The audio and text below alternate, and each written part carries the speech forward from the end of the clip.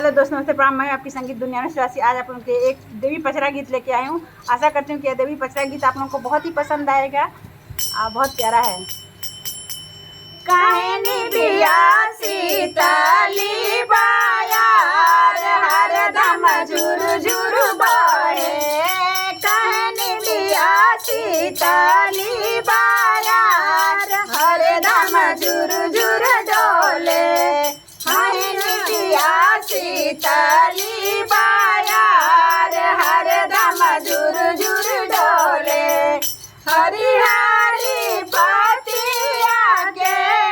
घनी घनी छाव काहे, हरी हरी पतिया के घनी घनी छाव काहे, कहे रे गठिली लंबी डार झुर झुर बहे,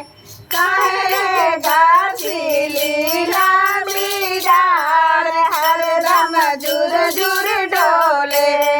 कहे बिया सीताली बायार हरदम झुर झुर डोले, कहे बिया सीताली बायार हरदम झुर झुर डोले, निबिया के पेड़वा में भरली सीताली मैया, निबिया के पेड़वा में भरली सीताली मैया, यही खातिर सीताली बायार हरदम झुर झुर डोले, सीताली बायार हरदम झुर झुर डोले, कहनी बिया सीताली बायार हरदम झुर झुर डोले, कहनी बिया सीताली बायार हरदम झुर झुर डोले, हरी हरी पतिया दुखवा दूरा पत जाए, हरी हरी पतिया से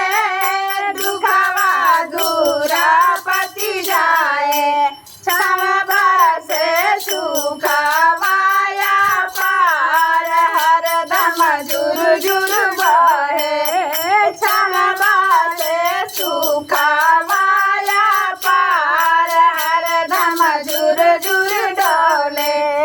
कहनी बिया सीताली बायार हरदम झुर झुर डोले, कहनी बिया सीताली बायार हरदम झुर झुर डोले, डलिया ता दुखियन के घरवा मड़राए साजे, डलिया ता दुखियन के घरवा मड़ैया साजे, सुखी थोड़ी रोटी के आधार हरदम झुर झुर डोले, सुखी तो भी रोटी के आधार हरदम झुर झुर डोले, कहनी बिया सीताली बायार हरदम झुर झुर डोले, कहनी बिया सीताली बायार हरदम झुर झुर डोले। जय माता दी।